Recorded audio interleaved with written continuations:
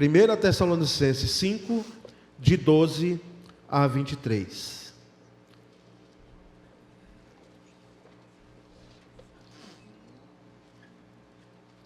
Aqueles que participam dos cultos às quintas-feiras, eu ministrei um tempo atrás, esse ano, 3 mensagens bíblicas com o tema Exortações Cristãs. E elas estão na plataforma do YouTube da igreja. Exortações Cristãs 1, 2 e 3. 3 palavras, uma delas em Tessalonicenses e 2 delas na carta de Paulo aos Filipenses. Então eu trago uma dessas mensagens, que foi a primeira, para compartilhar aqui com os irmãos, num âmbito maior daqui da igreja, uma vez que às quintas-feiras nós temos uma quantidade reduzida, e quero incentivar você a estar lá revendo mensagens, principalmente as que nós pregamos às quintas-feiras. Os pastores ministram, né? Os jovens ministraram agora no mês de agosto. Isso sempre traz edificação, tá certo? Então, primeira carta de Paulo aos Tessalonicenses, capítulo 5, e nós vamos ler, então, a partir desse texto que nós falamos, que é o versículo 12, não é? Pode voltar um pouquinho só, indo até o 12, para que nós possamos, então, proceder a essa leitura.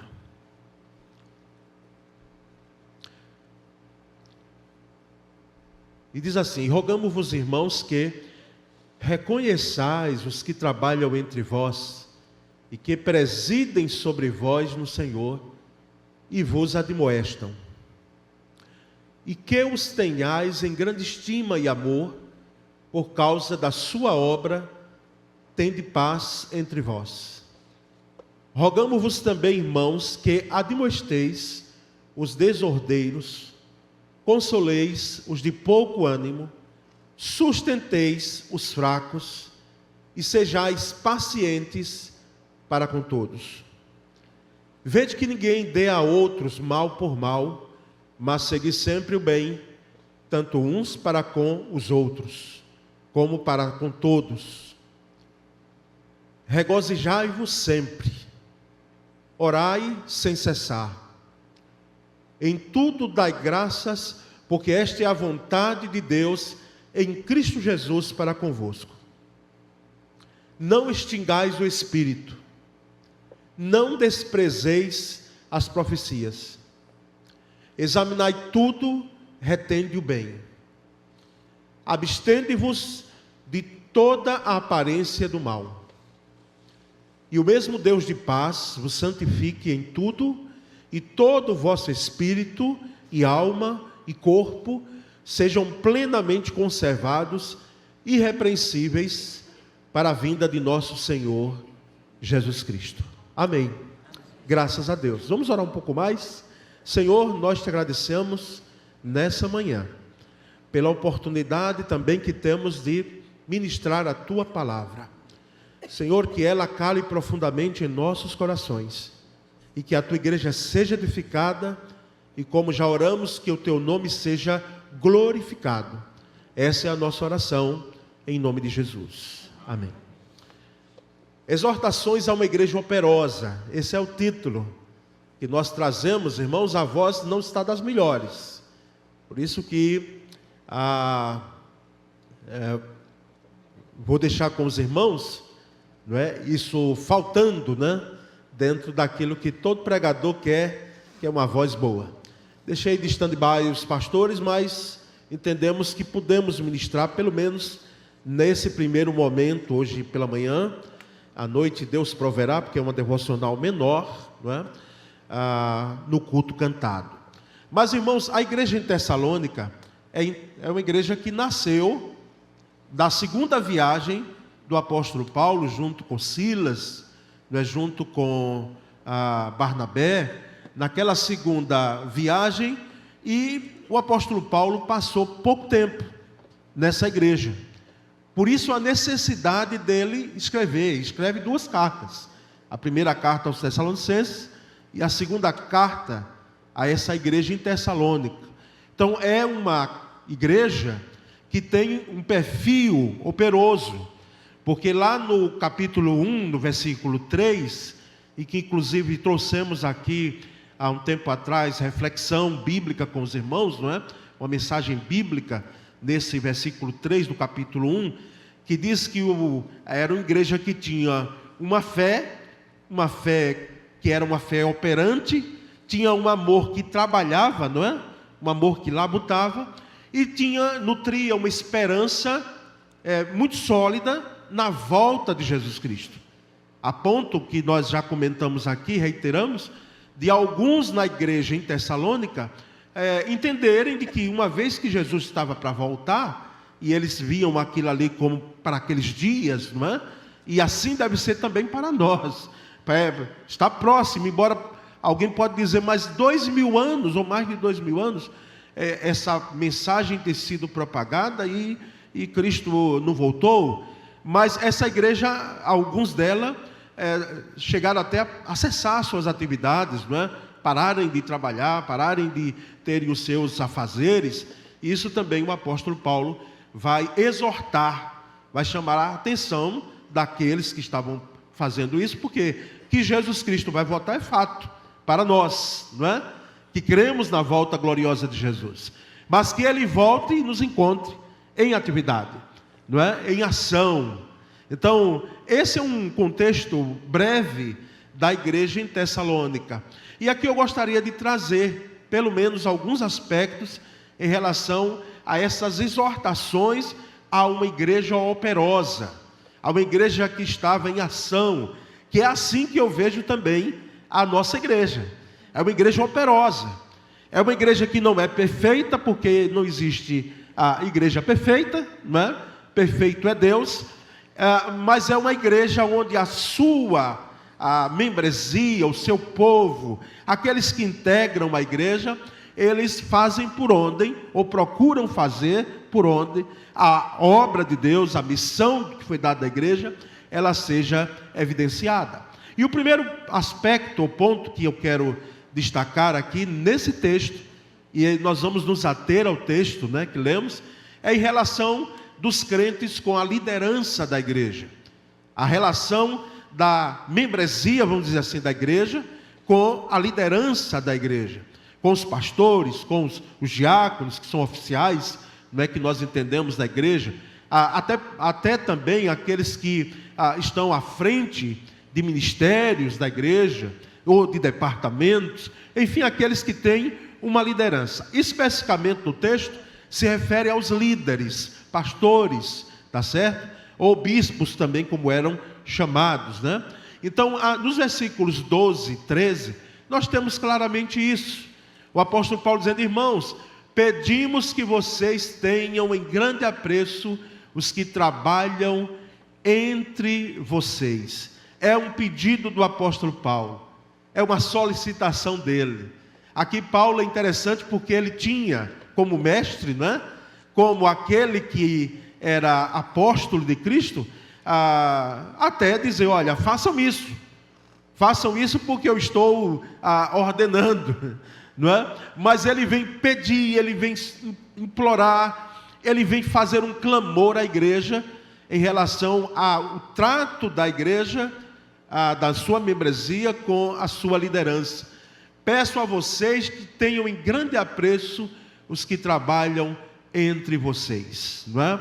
Esse é um ponto a se destacar, irmãos, porque a igreja que é sadia, né, ou deve ser sadia, ela precisa ter isso em mente: o apreço, o valor, não é? O respeito em relação à liderança. É claro que quando falamos desse ponto, nós chamamos a atenção daquilo que implica a liderança, a responsabilidade que é ser líder na igreja de Cristo, a responsabilidade que é ser pastor, porque infelizmente, e nós temos que colocar também isso em evidência, alguns que, quem sabe, estão na liderança, em diversos ministérios, seja numa igreja evangélica, ou algo até parecido, que já destoa de nós, não é? Mas estão numa posição de liderança, esses, quem sabe, estão numa situação de inaptidão para poderem fazer o exercício dessa liderança segundo os preceitos bíblicos. Ou seja, para ser mais direto, nós temos ali uma referência aos pastores, mas lamentavelmente nós temos que reconhecer que no meio desses pastores pode ser que tem lobo no meio, não é? E lobo não cuida de ovelha, e lobo não faz pastoreio. A função daquele que pensa que é pastor e faz a função de pastor, às vezes até tão valorizado e tão reconhecido pelos seus seguidores, pelos membros daquele segmento, mas há uma inaptidão dentro do critério bíblico do exercício do pastoreio, porque não há uma preocupação em servir, não há uma preocupação em cuidar, em tratar, não há dentro dele, dessa pessoa que está na liderança, essa desenvoltura para que possa ser reconhecido como um líder cristão. Mas, irmãos, aqui nós estamos nos atendo àqueles que são de fato líderes, consagrados em Cristo Jesus para essa missão, autorizados pela igreja, reconhecidos pela igreja. Então, que se tenha em grande apreço, disse o apóstolo Paulo, esses que trabalham entre vocês, que os que presidem no Senhor, inclusive os admoestam, não é? Admoestam, exortam. Às vezes, nesse tempo de hoje, porque me parece, sem ser saudosista, nós tínhamos membros, e que hoje temos também, mas é algo para refletirmos, porque a situação parece que tem sido mudada, não é? Nós notamos uma mudança. Um pastor, um líder falou, e exortou e admoestou, ele era ouvido, era respeitado, às vezes até não se recebia muito bem aquela palavra, o crente ficava, quem sabe, entristecido, mas hoje, irmãos, comigo, se ocorreu não na minha presença, mas eu também não duvido, infelizmente, de que alguém disse e comentou que, exortando, fazendo o papel em amor, houve de volta, dizendo, não, mas a vida é minha, e eu faço o que eu quiser com ela.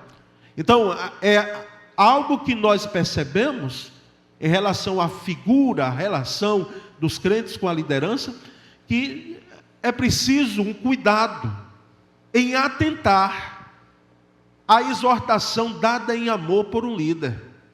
A exortação dada em amor por um líder. É claro que, às vezes, no exercício dessa liderança, há alguns que podem extrapolar. Mas, irmãos, falando aqui de nossa igreja, falando aqui da nossa comunidade, nós podemos falhar, mas entendemos que a exortação, a admoestação, sempre que necessária, deve ser feita, primeiramente num plano pastoral, e segundo, irmãos, por todo o rebanho uns aos outros, porque é assim que a palavra diz, admoestando-vos uns aos outros, exortando-vos uns aos outros em amor. E no versículo 13 ele diz, tenham essas pessoas em máxima consideração, com amor, por causa do trabalho que realizam, vivam em paz uns com os outros. Então nós temos aí, irmãos, essa exortação, não é, bíblica, a essa igreja operosa, que por extensão nós trazemos aqui a primeira igreja batista nesse primeiro domingo, quando celebramos, não é, o nosso mês de aniversário. Essas pessoas, irmãos, esses líderes, eles precisam ser tratados com consideração.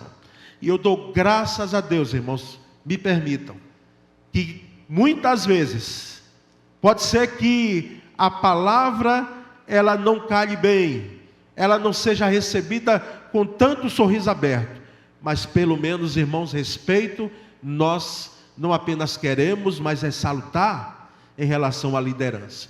Então, esse amor que deve ter, essa relação sadia entre igreja e liderança, não é? Isso é benéfico, irmãos, para a obra de Deus. Por causa do trabalho, diz o texto, que nós realizamos, não é? Que nós realizamos. Mas há um segundo fator aí a ser considerado, além da relação dos crentes com a liderança da igreja, que é a relação dos crentes entre si, não é? A relação dos crentes entre si. E nós temos os versículos 14 e 15, onde o apóstolo Paulo diz: também exortamos vocês, irmãos, a que admoestem os que vivem de forma desordenada, consolem os desanimados, amparem os fracos e sejam pacientes com todos. Agora, irmãos, já temos o rebanho também sendo pastoreado ou cuidado, né, vamos dizer assim, por ele mesmo. É claro, não descartando uma liderança, mas nós percebemos aí no versículo 14 o cuidado mútuo, não é? A mutualidade do cuidado. Exortamos a vocês que admoestem os que vivem de forma desordenada. O termo aí desordenado é um termo militar que dá a ideia daquele que está fora das fileiras. Ele, em algum momento, ele saiu fora das fileiras desse exército. Ele está fora da trilha, ele está fora do caminho e faz parte da igreja. A não ser que prove pelas obras, a não ser que prove pelas as suas ações, a forma de expressar fé, de que não faz parte da trilha, não faz parte do caminho. E isso será evidenciado naturalmente. Mas, irmãos, aqui é uma prova de que é possível entre nós, sim, no meio da igreja, existirem pessoas, irmãos nossos, que saíram dessa trilha e que eles precisam ser admoestados em amor para serem chamados de volta para que caminhem conosco na trilha. São o que o apóstolo Paulo chama de os que caminham ou os que vivem, não é? De forma desordenada. E não há coisa pior, irmãos, para a igreja do que isso, porque vai de encontro àquilo que nós queremos, que é a saúde de uma igreja que vive o que prega, não é? E se um membro dela, um só, estiver doente espiritualmente, aquilo ali deve atingir a todos nós. Se não nos incomodarmos, irmãos, com alguém que está vivendo de forma desordenada, existe então um problema conosco, além daquele com quem está a situação. Porque é natural na igreja nós nos incomodarmos, nos preocuparmos com aqueles que estão vivendo de maneira desordenada, fora da trilha. E em amor, nós exortarmos, chamarmos, não é? Mesmo que, às vezes, não sejamos ouvidos, atendidos, não é? Mas que haja o cuidado em se chamar para que aquilo que nós pregamos, cantamos, seja vivido. E também ele diz, olha, consolem os desanimados. É missão da igreja, consolar aqueles que estão desanimados. É possível que na marcha cristã, na caminhada cristã, e principalmente aqueles que lidam com o ministério, né? Aqueles que estão também na liderança, você em algum momento se canse. Em algum momento você se canse. Você fique com o tanque vazio. E o tanque vazio, hoje os carros mais modernos, não é? Eles vão sinalizando lá a questão, e o carro elétrico hoje, numa dimensão muito maior, aquela coisa toda de a gente saber que tem algo que está analisando que está errado, ou que pelo menos está precisando de cuidado. E essa forma, essa maneira que muitas vezes nós vamos protelando a tomar decisões e cuidarmos da nossa alma, cuidarmos da nossa mente, isso pode em algum momento, irmãos, acarretar um desânimo tal na caminhada. E desanimamos por quê, pastor? Desanimamos porque primeiro é propósito de Satanás, sim, fazer com que você se desanime e pare a caminhada. Nos desanimamos porque existem vozes, não é, que nós emprestamos os nossos ouvidos e que elas ficam, às vezes, até dentro ou fora da igreja, e nós vamos ali ouvindo, e que elas trazem desânimo, sim. Porque, lamentavelmente, existe gente, não é, que é levantada para, em vez de animar, era desanimar, como aqueles 10 espias, lá quando foram fazer o relatório de Canaã. Eles não foram, alguém pode dizer, mas foram realistas? Sim, foram realistas até certo ponto, mas depois eles deram um relatório, eles fizeram com que, se nós formos ler lá em Números, não é? No livro de Números, fizeram com que o coração do povo de Israel se desanimasse, e ali o povo começou a se desesperar. Então, é preciso, de fato, irmãos, que nós consolemos no sentido e de que animemos uns aos outros, principalmente aqueles que nós notamos e quem sabe estão cansando na caminhada, não é? Eu quero dizer a você que pastor às vezes cansa na caminhada. Eu quero dizer a você que muitas vezes pode ocorrer que um crente, seja por vozes, seja pelas ações do maligno, seja pelas brechas que nós abrimos no nosso coração, seja pelas situações que nós enfrentamos, seja por esse entendimento de que nós sempre vamos ter uma vida plena de vitória e que nunca lidaremos muito bem com as situações adversas. Isso precisa ser repensado entre nós, porque, irmãos, sabemos que esse desânimo na caminhada, ele não vem em vão. Ele vem, quem sabe, por um entendimento equivocado, não é? Do que nós percebemos, olhamos a vida cristã. E quando enfrentamos alguns dissabores, algumas lutas, quando as bênçãos, como nós chamamos, não é? Elas cessam em algum momento de chegar, as torneiras de Deus, quem sabe, em algum momento se fecham, um deserto é enfrentado por você, uma vida, às vezes em algum momento, que recebe um diagnóstico que você não tem a dimensão do que será amanhã, e há um desespero, quem sabe. Tudo isso, irmãos, para dizer que pode ocasionar, quem sabe, um desânimo nessa caminhada. E o apóstolo Paulo disse: amparem também os fracos e sejam pacientes com todos, não é? A ideia de que crente, ele deve ser sempre forte, não é? Sempre em vitória, sempre celebrando bênçãos, é uma ideia parcial, porque é claro que nós gostamos da vitória, é claro que nós nos alegramos quando recebemos em nossa vida boas dádivas, mas, irmãos, nós precisamos dizer que a fraqueza também em nossa vida, a fraqueza em nossos corações, não é? E há fracos também dentro da igreja, aqueles que em algum momento eles estão em fraqueza e que precisam ser amparados. A fraqueza aí é muito mais do que uma questão física, é uma questão espiritual e emocional. Aqueles que estão fracos.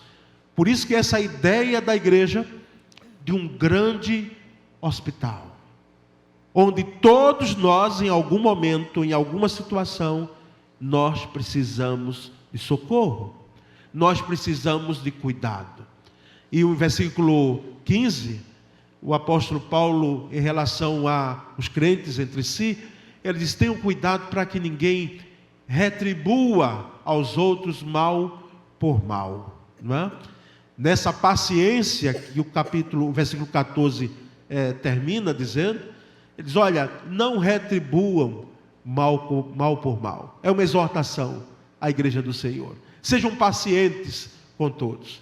E eu sei que em alguns momentos a nossa paciência ela é testada. Você conhece alguém que testa a sua paciência muito bem? E que, quem sabe, não está tão distante como você pensa. Ela está perto de você, quem sabe debaixo do mesmo teto, no mesmo ambiente de trabalho, no mesmo ministério. São pessoas que às vezes elas testam propositalmente a nossa paciência.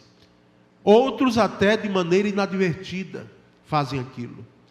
Mas nós devemos, irmãos, nos atentar de que essas pessoas, elas precisam sim de um olhar nosso, de cuidado, de paciência, porque Jesus falou inclusive de uma segunda milha que eu preciso caminhar, quando já fiz a caminhada de uma delas. Ou seja, é algo que nós precisamos num tempo de hoje. Porque parece que as pessoas, nós, estamos como pavio curto. Você já notou, e não vamos colocar a culpa na pandemia não. É porque desde que o homem é homem, desde que o ser humano é ser humano, nós temos essa tendência. Mas hoje parece que a coisa tem sido pior. Porque até dentro da igreja, nós percebemos pessoas que não se pode, às vezes, falar nada porque ela já interpreta de maneira equivocada.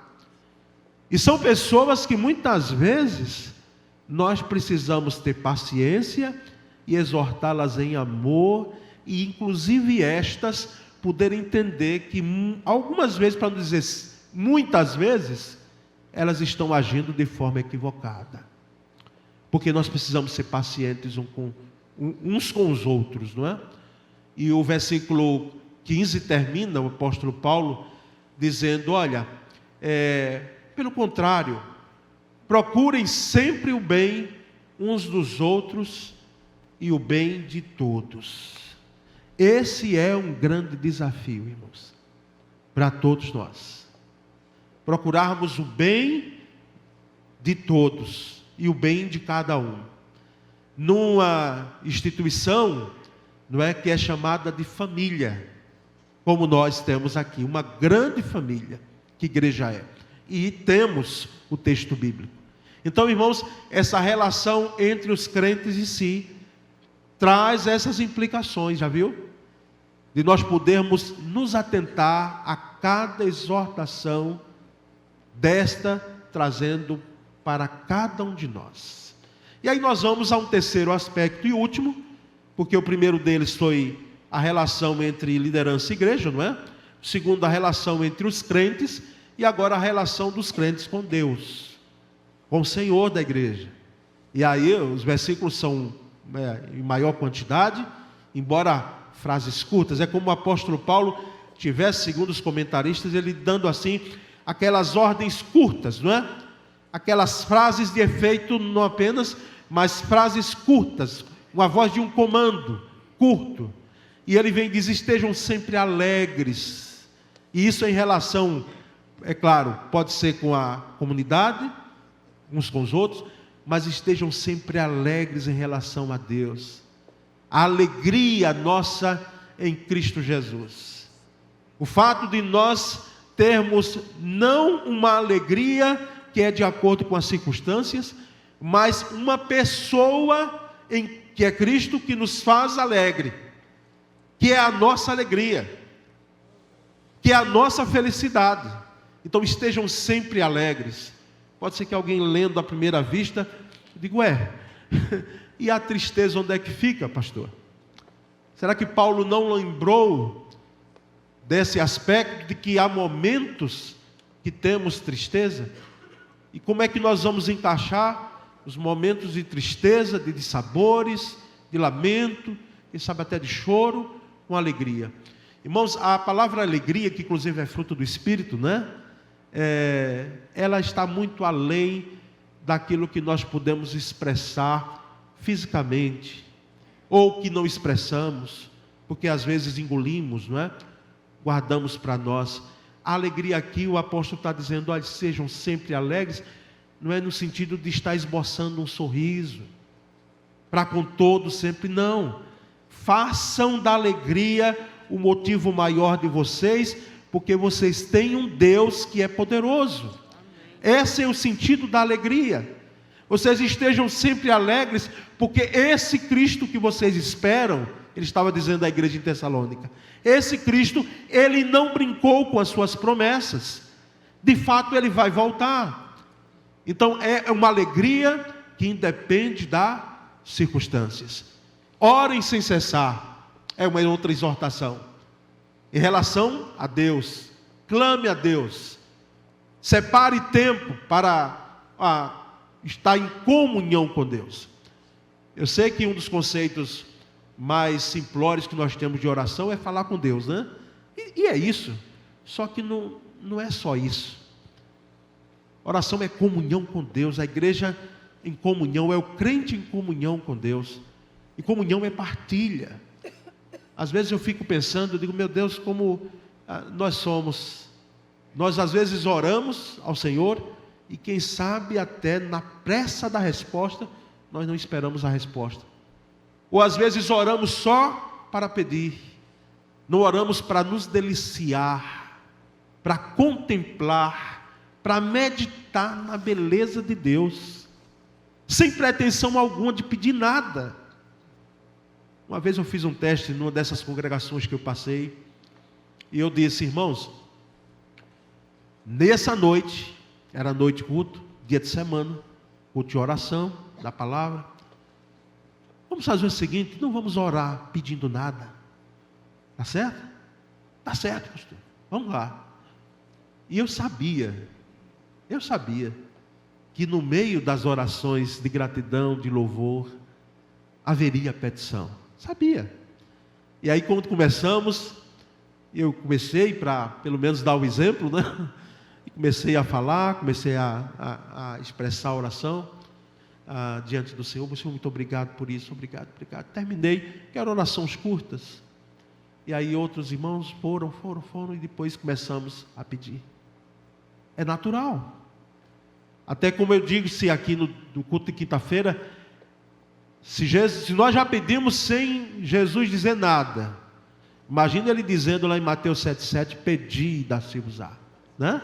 Pedi e dar-se-vos-á, buscai e achareis, batei e abre-se-vos-á. Aquele que pede recebe, o que busca encontra. Então, foi Jesus quem disse.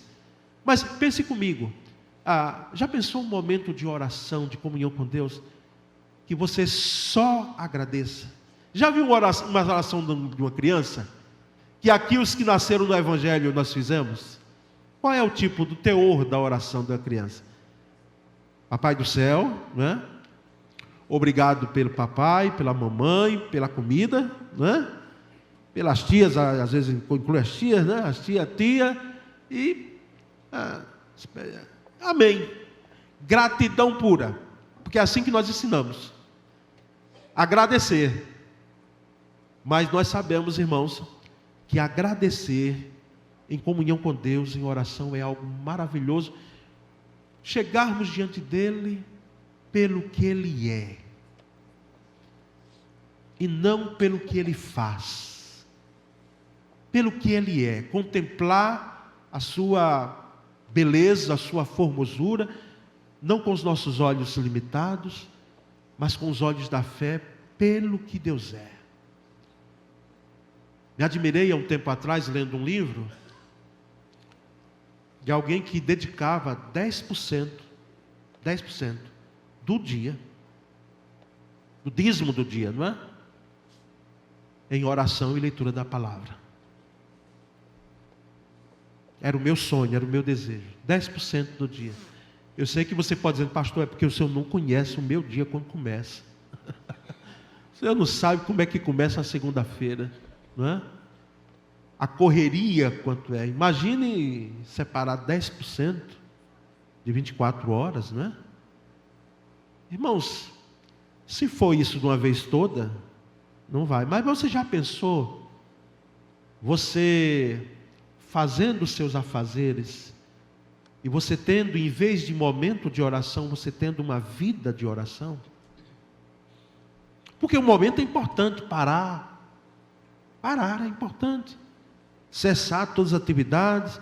Por isso que às vezes nós fechamos os olhos, né? Quem visita algumas pessoas, por exemplo, lá em João Pessoa, quando eu era seminarista, não era recomendável, em hipótese alguma, você dentro do manicômio, quando nós visitávamos, orar de olhos fechados. Quem fez isso levou, né, levou um tapa de um dos internos lá, porque eles estão na condição que estão. Então nós orávamos de olhos abertos, bem abertos, né? Às vezes estendíamos as mãos e orávamos ali, né, naquele manicômio que não tem mais, acredito, lá em João Pessoa, devido à política, né, do sistema, em cuidar daqueles que estão ali. Mas entendemos, irmãos, que uma vida de oração, você, esposa, imagina que maravilha, lavando aquele prato, né? Aquele prato, eu posso dizer com autoridade, que uma vez ou outra eu lavo lá em casa, né? Nem sempre, mas por outra, quando necessário, estou lavando lá. As panelas não há o que conversar muito, mas os pratos vão, né? Senhor, lava a minha vida, como eu estou lavando esse prato aqui. E tem irmãos que são tão criteriosos, né? Ficou uma manchinha aqui, né? Tira essa manchinha, Senhor. Senhor, conduz esse carro, porque pode ter atrás, escrito lá, dirigido por mim, guiado por Deus, né? Senhor, guia a minha vida como eu estou guiando esse carro. Senhor, que eu seja célere, rápido, em dar respostas importantes da vida cristã, como eu quero uma tecnologia rápida, um celular que não trave, um notebook de última geração, Senhor.